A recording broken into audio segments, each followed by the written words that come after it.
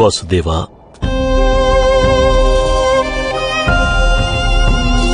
ఈ బ్రాహ్మణుడు రథంలో కూర్చోనని పట్టుబడుతున్నాడు. అసలు మీకు పూర్తిగా నమ్మకం ఉందా? ఇతడు సింహాసనాన్ని అధిష్ఠిస్తాడా? మీ పుత్రిక అవశ్యం సింహాసనం మీద కూర్చుంటుంది మహారాజా.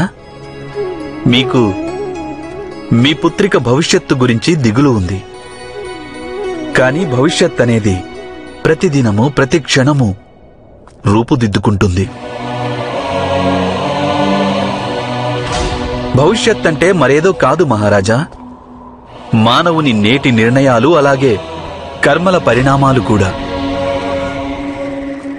మీరు నేడు తీసుకున్నటువంటి నిర్ణయాలు సంతృప్తికరంగా ఉంటే ఇక తప్పకుండా భవిష్యత్తులోనూ ఖచ్చితంగా సంతోషం పొందుతారు.